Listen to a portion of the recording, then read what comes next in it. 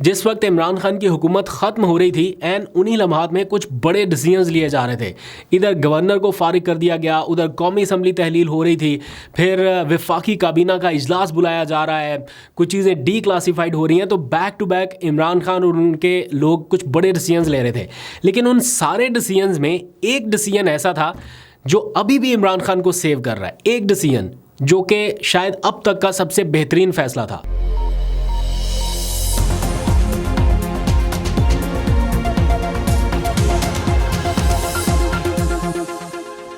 बिस्मिल्लाहिर्रहमानिर्रहीम, अस्सलाम वालेकुम। पाकिस्तान और दुनिया भर में देखने और सुनने वालों को अब्दुल कादिर का सलाम।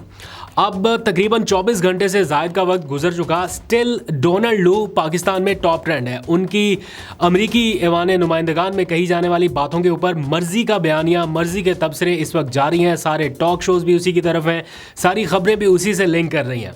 इस दौरान PTI का, मुस्लिम लीग नून का, फिर इमरान खान का और साथ ही हुकूमत का ऑफिशियल वर्जन भी सामने आया। उसके ऊपर अलग अलग बातें हो रही हैं, वो आपके सामने रखता हूँ। लेकिन अभी किसी ने मुझे एक क्लिप भेजा, इमरान खान का पुराना क्लिप है। कुछ अर्सा पहले उन्होंने इस्लामाबाद के एक मैरियट होटल में, मैं ख़ुद वहाँ पर मौजूद था, उन्होंने रजीम चेंज ऑपरेशन के बाद जब इवेंट्स करने शुरू किए तो उस इवेंट में अरशद शरीफ भी मौजूद थे, मुझे याद है बहुत अच्छे से। और उन्होंने ज़रा साइफ़र के मामले के ऊपर बड़ी जारहाना किस्म की एक तकरीर की और उन्होंने कहा था कि जब साइफ़र मेरे पास आया तो मैंने कोई 10 दफ़ा इसको पढ़ा और मैं पढ़ के ये सोच रहा था कि कोई बेहुदा आदमी कैसे इतनी सतही किस्म की गुफ्तगू कर सकता है जैसी यहाँ पर लिखी गई है। और फिर उन्होंने कहा कि यहाँ पर ये बातें हो रही हैं कि जनाब इस किस्म के साइफ़र्स तो आते रहते हैं, लेकिन वो उनका ये मौक़िफ़ था कि मैं ये कह रहा हूँ कि ये आते रहते होंगे, मैंने तो नहीं देखे थे, लेकिन अब ये आखिरी साइफ़र होगा, इसके बाद नहीं आएगा। और जितना ये चीज़ डिस्कस हो चुकी, जितना कुछ अब तक हुआ है, मेरा नहीं ख्याल कि दोबारा से वाकई कोई इस तरह की कोशिश करेगा या इस तरह की हमाकत करेगा। फिर कोई और तरीकाकार होगा, लेकिन एटलीस्ट इस तरह से तो नहीं होने लगा। यहाँ पर इमरान खान बिल्कुल ठीक थे। अब आ जाइए, अलग अलग नैरेटिव, अलग अलग बयानिए, इवन PTI में भी अलग अलग तरीके से इसको प्रेजेंट किया जा रहा है। आज एक प्रेस कॉन्फ्रेंस भी की उन्होंने, बल्कि बैरिस्टर गौहर इमरान खान से मिल के आए। इमरान खान की तरफ से क्या कहा गया वो भी उन्होंने बताया। मुस्लिम लीग नून अपना मौक़िफ़ लेके आ रही है, तर्जुमान दफ्तर खारजा की जानिब से अलग कुछ कहा गया। तो ये मिक्स्ड इस वक्त सारी सिचुएशन चल रही है। लेकिन दिलचस्प बात यह है कि जैसे ही कल ये सारा सिलसिला ख़त्म हुआ, उनकी जो स्टेटमेंट थी वो ख़त्म हुई, तो TV के ऊपर बाकी सारा कुछ एक साइड पर रख दिया गया। ये इंतखाबात में धांधली वाला और ये वो, अगर आप आज की अखबारात उठा के देखें या TV चैनल्स की पहली हेडलाइंस तब से लेके देखें तो इंतखाबात में धांधली की तहकीकात वाले मामले के ऊपर बहुत कम डिस्कशन हो रही है कि ये मुतालबा भी किया गया। हाँ, जो उन्होंने कहा कि ये साजिश वाला मामला ठीक नहीं है, इसके ऊपर बहुत बड़ी हेडलाइन आ रही है कि जैसे ये कोई बहुत बड़ी गवाही थी। आप खुद सोचें कि जिसके ऊपर इल्ज़ाम है या जिसको एक तरह से कहा जा रहा है कि इस शख्स की वजह से ये सारा कुछ हुआ, क्या वो आके ये तस्लीम कर सकता था कि जी हाँ मैं साजिश का मरकज़ी किरदार था? क्या वो खुद से आगे ये बात कह सकता था? ऑब्वियसली नहीं कहेगा। उसने नहीं कही, उसने तो झुटलाना था, उसने झुटला दिया। अब इसको इस तरह से प्रेजेंट करना कि देखें PTI का सारा बयानिया तहस नहस हो गया, इमरान खान ने जो कहा वो बिल्कुल झूठ था, इस तरह तो फिर जब तक तहकीकात नहीं होंगी तब तक आप उस मरकज़ी किरदार के बयान को लेके ये कह दें कि ये सारा कुछ ठीक था, तो ये नहीं होना। अगर एक लम्हे के लिए मान भी लिया जाए कि डोनाल्ड लू ठीक कह रहे हैं, एक लम्हे के लिए तसव्वुर कर लें कि डोनाल्ड लू ने जो कहा वो बिल्कुल ठीक कहा, साइफ़र नहीं था, तो फिर the biggest question is this कि फिर कौमी सलामती कमेटी की मीटिंग में डिमार्श क्यों हुआ? अगर मुदाखलत नहीं की गई या उनकी जो ज़ुबान थी या तरीक़ाकार था मुखातिब करने का, या वो ख़त या साइफ़र व्हाटएवर जो भी था, उसमें जो भी लैंग्वेज इस्तेमाल की गई, अगर वो मुदाखलत के ज़िम्मे में नहीं आती थी तो फिर डिमार्श क्यों हुआ? एक कौमी सलामती कमेटी के इजलास में नहीं, 2 में हुआ। चलो एक में तो ये एज्यूम किया जा सकता है ना कि इमरान खान प्राइम मिनिस्टर थे तो कहीं ना कहीं ऐसा ही हो सकता था या ऐसा इन्फ्लुएंस वो इस्तेमाल कर सकते थे। बट दूसरी कौमी सलामती कमेटी की मीटिंग में भी पहली कमेटी के एलामिये को बदला नहीं गया। तो अगर डोनाल्ड लू ठीक कह रहे हैं तो फिर ये डिमार्श क्यों हुआ? तो ये एक बड़ा क्वेश्चन है जो इट्सेल्फ इमरान खान के लिए काम कर रहा है। यानी अब तक के जितने भी डिसीजंस थे रजीम चेंज के दौरान, इमरान खान ने जितने भी डिसीजन लिए, कभी गवर्नर को हटाया, असेंबलियाँ तोड़ी, और भी बहुत सारे उस वक्त बैक टू बैक बड़े डिसीजंस हो रहे थे। कौमी सलामती कमेटी का इजलास, डी क्लासिफाइड, ये वो हर चीज़ को करीब से विटनेस किया। बट जो एक काम इमरान खान ने उस वक्त किया जो उनको अभी तक बचा रहा है, जो अभी तक उनके नैरेटिव को स्ट्रॉन्ग कर रहा है, वो है कौमी सलामती कमेटी का इजलास बुला के वहाँ से इस चीज़ की इंडोर्समेंट लेना और वहाँ से वो जो स्टैंप लगी कि जी हाँ ये मुदाखलत थी। तो अभी तक इस चीज़ को इमरान खान के फेवर में समझा जाता है कि ये जो चीज़ थी ये अभी तक उनको सेव कर रही है कि कौमी सलामती कमेटी के इजलास में इत्तफाक हुआ कि ये मुदाखलत के ज़मरे में आता है। तो दैट मीन्स कि जब हमारी कौमी सलामती कमेटी ने ये माना तो फिर हम डोनाल्ड लू की बात क्यों माने कि जनाब ऐसी कोई चीज़ हुई नहीं थी, ऐसा कुछ हुआ ही नहीं था। तो हम तो अपनी यहाँ पे जो होने वाली तहकीकात है हम उनको मोतबर जानेंगे। अच्छा, अब तजाद कहाँ पर है ये मैं जल्दी से आपको बता देता हूँ। मुस्लिम लीग नून कह रही है कि डोनाल्ड लू ने जो कह दिया वो बिल्कुल ठीक है, वो सही कह रहे हैं और इसलिए पीटीआई झूठी है। अगर डोनाल्ड लू सही कह रहे हैं, वो जो बातें कह रहे हैं वो बिल्कुल दुरुस्त है, दैट मीन्स कि फिर इंतखाबात में जो बेज़ाब्तगियों का या इंतखाबी धांधली का जो कुछ भी वो कह रहे हैं उससे लिंक, वो फिर आप वो भी तस्लीम करेंगे, वो भी ठीक कहा जा रहा है। फिर माने कि हाँ ये सारा कुछ हुआ, इंटरनेट बंद हुआ, सियासी जमात को मौका नहीं मिला, सियासी जमात के रहनुमाओं को इंतखाबात में हिस्सा नहीं लेने दिया गया, फिर ये माने ये सारा कुछ कि वो भी ठीक कह रहे हैं और इसकी तहकीकात होंगी। अच्छा, पीटीआई के लोग जो हैं वो भी डिफरेंट ओपिनियन रखते हैं इस बारे में।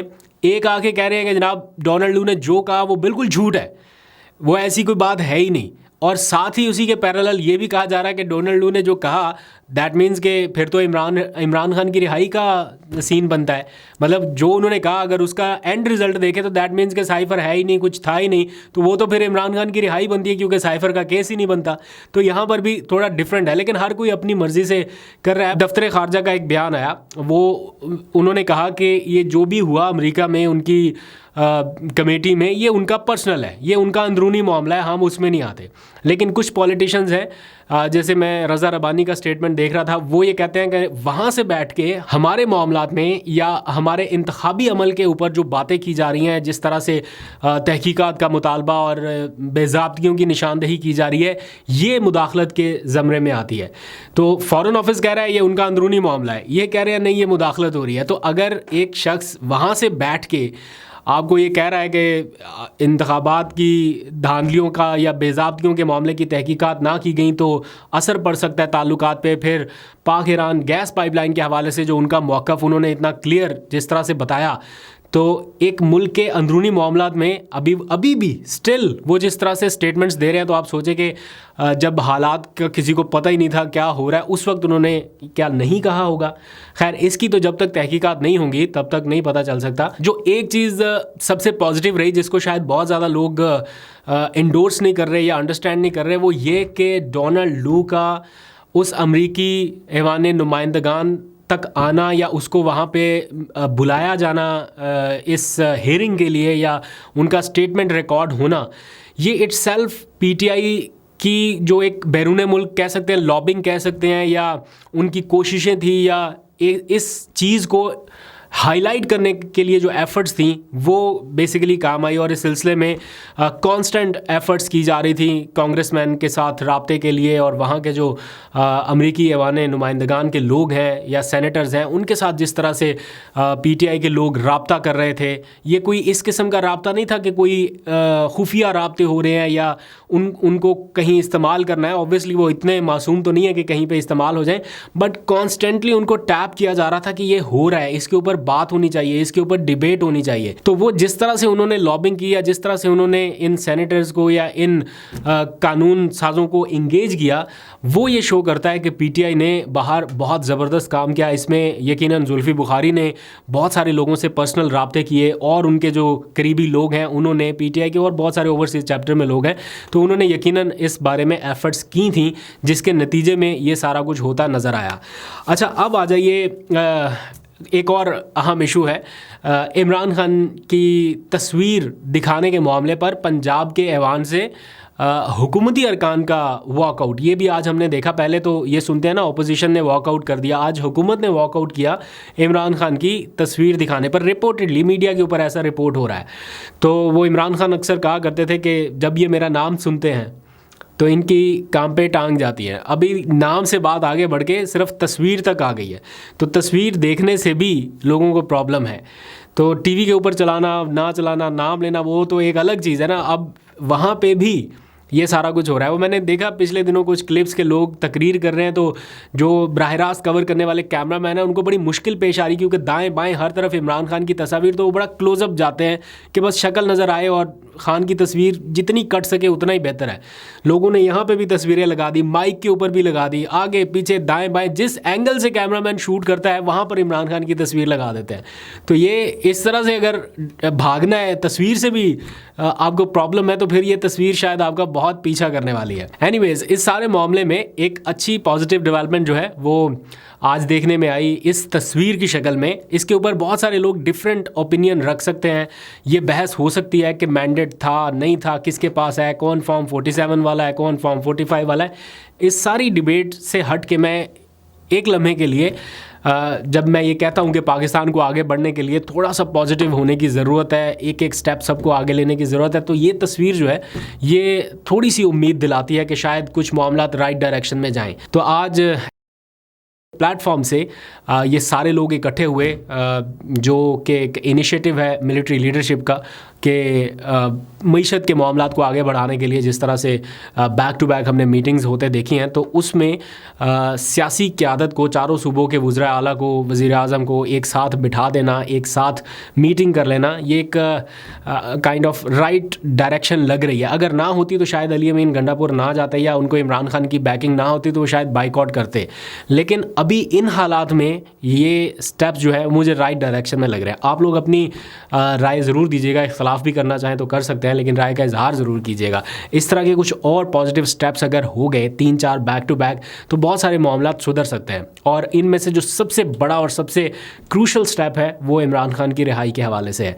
जब तक वो नहीं होगी तब तक मामला मेरा ख्याल है इसी तरह फंसे रहेंगे किसी ना किसी जगह, एक कदम आगे जाएंगे 2 कदम पीछे आ जाएंगे। तो इमरान खान की रिहाई बड़ा ज़रूरी है, और पीर से उसकी रोज़ाना से समाअत होने वाली है, तो आपको अपडेट भी करेंगे, क्योंकि साइफ़र का मामला जो है एक बार फिर से बड़ी शिद्दत के साथ उठा है। तो देखते हैं कि जजेस इस बारे में क्या फ़ैसला करते हैं, लेकिन साइफ़र का फ़ैसला मुझे लगता है कि बहुत ज़्यादा दूर नहीं है, ये जल्द फ़ैसला आएगा और उम्मीद की जा सकती है कि इमरान खान को इसमें रिलीफ मिलेगा। अगर कोई खामियां कोताहियां प्रोसिक्यूशन से हुई हैं, सरकारी टीम से हुई हैं, ट्रायल ठीक नहीं भी हुआ, तो उसका खमियाजा इमरान खान के कंधों पे नहीं आना चाहिए। ये है पीटीआई के वकला का मुतालबा। लेट्स सी जजेस क्या करते हैं, आपको अपडेट करेंगे। अभी तक के लेते हैं, अपना बहुत सा ख्याल रखिए। अल्लाह हाफिज़।